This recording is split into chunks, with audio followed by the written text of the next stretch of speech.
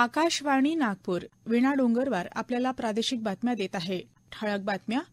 गरीब युवक, महिला, शेतकरी या देशातल्या 4 मोठ्या जाती, पंतप्रधान नरेंद्र मोदी यांचं प्रतिपादन. नाताळ सण सर्वत्र उत्साहात साजरा. 28 डिसेंबर रोजी काँग्रेस पक्षाचा स्थापना दिवस नागपूरमध्ये महारॅलीनं साजरा होणार. प्रदेशाध्यक्ष नाना पटोले यांची माहिती. आणि उपमुख्यमंत्री अजित पवार यांच्या हस्ते 100व्या अखिल भारतीय नाट्य संमेलनाच्या बोधचिन्हाचं अनावरण. गरीब युवक, महिला आणि शेतकरी या देशातल्या 4 मोठ्या जाती असल्याचं आपण मानतो, असं पंतप्रधान नरेंद्र मोदी यांनी म्हटलं आहे. मध्य प्रदेशच्या इंदूरमधल्या हुकुमचंद गिरणी कामगारांची गेल्या 30 वर्षांपासून प्रलंबित थकबाकी देण्यासाठी आयोजित कार्यक्रमाला त्यांनी आभासी पद्धतीनं संबोधित केलं. त्यावेळी ते बोलत होते. गरिबांची सेवा आणि वंचितांचा सन्मान हेच आपल्या सरकारच्या प्राधान्यक्रमावर असल्याचं ते म्हणाले. यावेळी त्यांच्या वतीनं मध्य प्रदेशचे मुख्यमंत्री डॉ मोहन यादव यांनी प्रतिकात्मक स्वरूपात कामगारांना 217 कोटी 46 लाख रुपयांचा धनादेश सुपूर्द केला. यातून 5,000पेक्षा जास्त कामगार आणि त्यांच्या कुटुंबियांना लाभ मिळणार आहे. कार्यक्रमादरम्यान मोदी यांच्या हस्ते 220 एकर परिसरातल्या सौर ऊर्जा प्रकल्पाचंही उद्घाटन झालं. या प्रकल्पामुळे वीज बिलात दरमहा 4 कोटी रुपयांची बचत होणार आहे. संकल्पपत्रातून दिलेल्या हमी पूर्ण करण्यासाठी राज्य सरकार वेगानं काम करत असल्याचं त्यांनी यावेळी सांगितलं. जनतेनं विकसित भारत संकल्प यात्रेत सहभागी होऊन सर्व सरकारी योजनांचा लाभ घ्यावा असं आवाहनही त्यांनी केलं. माजी पंतप्रधान भारतरत्न अटल बिहारी वाजपेयी यांची जयंती आज सुशासन दिवस म्हणून साजरी केली जात आहे. नवी दिल्लीतल्या सदैव अटल या त्यांच्या स्मृतीस्थळी राष्ट्रपती द्रौपदी मुर्मू, उपराष्ट्रपती जगदीप धनखड, पंतप्रधान नरेंद्र मोदी आणि लोकसभा अध्यक्ष ओम बिर्ला यांनी पुष्पांजली अर्पण केली. आजपासून अटलजींच्या जन्मशताब्दी वर्षाला सुरुवात होत आहे. सुशासन दिनानिमित्त आज पंतप्रधान नरेंद्र मोदी इंदूर इथं मजदूरों का हित मजदूरों को समर्पित या कार्यक्रमात दूरदृश्य प्रणालीद्वारे सहभागी झाले होते. यावेळी पंतप्रधानांच्या हस्ते हुकुमचंद गिरणीमधल्या कामगारांना 224 कोटी रुपयांचं थकीत मानधन देण्यात आलं. पंतप्रधान नरेंद्र मोदी आणि केंद्रीय गृहमंत्री अमित शाह यांनी आज पंडित मदन मोहन मालवीय यांना त्यांच्या जयंतीनिमित्त आदरांजली अर्पण केली. पंडित मालवीय या महान व्यक्तीनं भारत आणि भारतीयत्वासाठी स्वतःचं आयुष्य समर्पित केलं. त्यांच्या अतुलनीय कार्यामुळे देशातल्या प्रत्येक पिढीला प्रेरणा मिळत राहील असं मोदी यांनी एका सोशल मीडिया पोस्टमध्ये म्हटलं आहे. पंडित मदन मोहन मालवीय म्हणजे राष्ट्र, संस्कृती आणि तरुण पिढी यांच्या भविष्यासाठी एखादी व्यक्ती आपलं जीवन कसं वाहून घेते याचं उत्तम उदाहरण असल्याचं अमित शाह यांनी म्हटलं आहे. युवा वर्गात राष्ट्रवादाची मूल्य रुजवल्यानंच मजबूत राष्ट्राची निर्मिती होऊ शकते असं त्यांनी म्हटलं आहे. देशात आणि जगभरात आज ख्रिसमस अर्थात नाताळच्या सणाचा उत्साह आहे. भगवान येशू ख्रिस्ताचा जन्मदिन सर्वत्र नाताळ म्हणून साजरा केला जातो. नाताळच्या पूर्वसंध्येला शहरांमध्ये विजेच्या दिव्यांची रोषणाई केली आहे. तसंच येशू ख्रिस्ताच्या स्वागतासाठी ख्रिस्ती बांधवांनी घरांची सजावटही केली आहे. राष्ट्रपती द्रौपदी मुर्मू आणि उपराष्ट्रपती जगदीप धनखड यांनी देशवासियांना नाताळच्या शुभेच्छा दिल्या आहेत. नाताळचा सण प्रेम आणि करुणेचा संदेश देणारा आहे. निस्वार्थ भावनेनं मानवतेची सेवा करण्याची प्रेरणा हा सण देतो. येशू ख्रिस्ताची शिकवण समाजात शांतता आणि एकोपा राखण्यासाठी आजही कालसुसंगत आहे असं मुर्मू यांनी आपल्या शुभेच्छा संदेशात नमूद केलं. येशू ख्रिस्ताचं जीवन करुणा, क्षमा, प्रेम आणि सहानुभूती या मूल्यांचं शाश्वत प्रतीक आहे. आपलं जगणं समृद्ध करण्यासाठी आणि इतरांसोबतची आपली नाती बळकट करण्यासाठी ही मूल्य जपायला हवीत असं धनखड यांनी आपल्या संदेशात सांगितलं.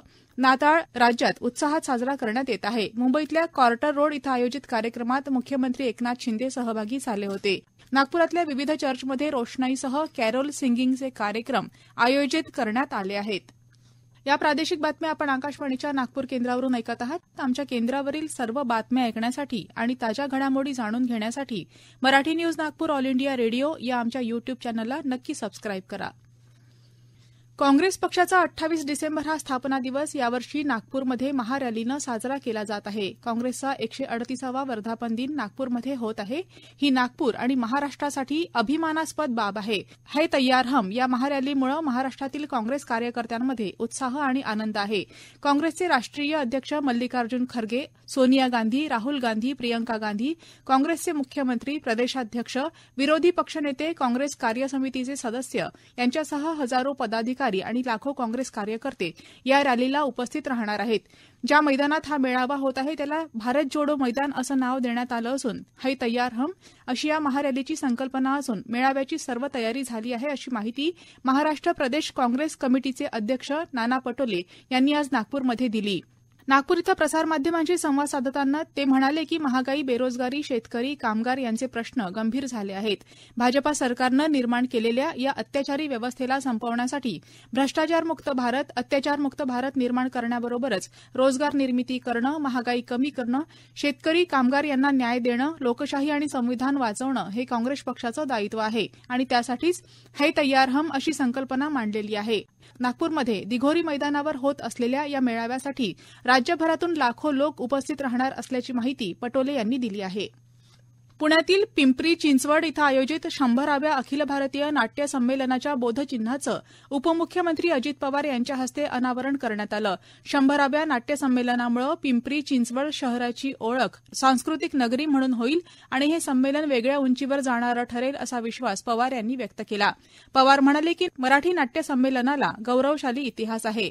विष्णुदास भावे यांनी सीता स्वयंवरच्या माध्यमातून मराठी नाटकांची मुहूर्तमेढ रोवली. मराठी माणसाचं नाट्यवेड सर्वश्रुत आहे आणि म्हणूनच नाट्य चळवळ पुढे जात आहे. प्रत्येक शहरात चांगलं नाट्यगृह असावं असा प्रयत्न सुरू आहे. नाट्यगृहाच्या माध्यमातून नव्या कलाकारांना कला सादर करण्याची संधी मिळत असते. त्यांना चांगल्या सुविधांच्या माध्यमातून प्रोत्साहन देण्यासाठी नाट्यगृहाच्या देखभालीकडे संबंधितांनी लक्ष घालावं असं आवाहन पवार यांनी यावेळी केलं.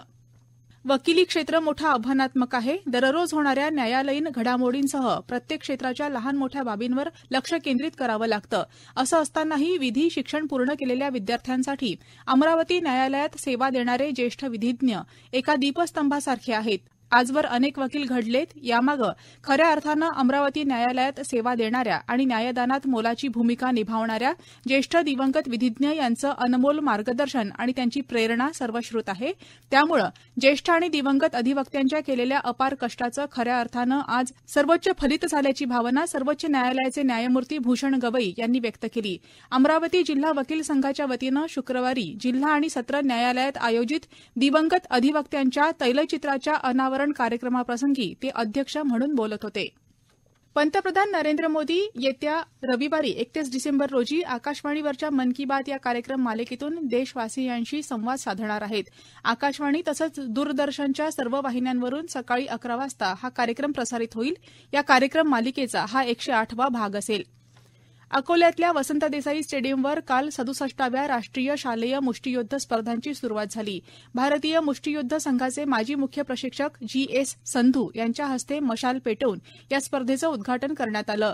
29 डिसेंबरपर्यंत चालणाऱ्या या स्पर्धेचं अकोल्यात प्रथमच आयोजन करण्यात आलं आहे. या स्पर्धेत 28 राज्यातल्या 1200 खेळाडूंनी सहभाग घेतला आहे. यामध्ये विविध वयोगटातले एकूण 26 संघ सहभागी झाले आहेत. स्पर्धेच्या उद्घाटनाच्या वेळी विविध राज्यातल्या शालेय स्पर्धकांनी पथसंचलन केलं तसंच पारंपरिक वेशभूषा परिधान केल्या. देशात विमुद्रीकरण अर्थात नोटबंदीचा निर्णय यशस्वी झाल्याचं अर्थतज्ञ अनिल बोकील यांनी म्हटलं आहे. काल राष्ट्रीय ग्राहक दिन आणि अखिल भारतीय ग्राहक पंचायतीच्या सुवर्ण महोत्सवी वर्षानिमित्त यवतमाळ इथं जिल्हाधिकारी कार्यालयाच्या बचत भवनात घेण्यात आलेल्या कार्यक्रमात ते बोलत होते. देशात 60 वर्षांवरील नागरिकांची संख्या 15 कोटी एवढी आहे. या सर्व ज्येष्ठ नागरिकांना देशाची संपत्ती मानण्यासाठी मसुदा तयार करण्यात आल्याचं बोकील यांनी सांगितलं. आज विदर्भात सर्वात कमी तापमानाची नोंद गोंदिया इथं 10.4 अंश सेल्सिअस इतकी करण्यात आली. नागपुरात आज 13.7 अंश सेल्सिअस इतकं किमान तापमान नोंदवण्यात आलं. याशिवाय या आठवड्यात हवामान शुष्क राहणार असल्याचा अंदाज प्रादेशिक हवामान खात्यानं व्यक्त केला आहे. शेवटी पुन्हा काही ठळक बातम्या. गरीब, युवक, महिला, शेतकरी या देशातल्या 4 मोठ्या जाती पंतप्रधान नरेंद्र मोदी यांचं प्रतिपादन. नाताळ सण सर्वत्र उत्साहात साजरा. 28 डिसेंबर रोजी काँग्रेस पक्षाचा स्थापना दिवस नागपूरमध्ये महारॅलीनं साजरा होणार. प्रदेशाध्यक्ष नाना पटोले यांची माहिती. आणि उपमुख्यमंत्री अजित पवार यांच्या हस्ते 100व्या अखिल भारतीय नाट्य संमेलनाच्या बोधचिन्हाचं अनावरण. याबरोबरच हे प्रादेशिक बातमीपत्र संपलं. नमस्कार.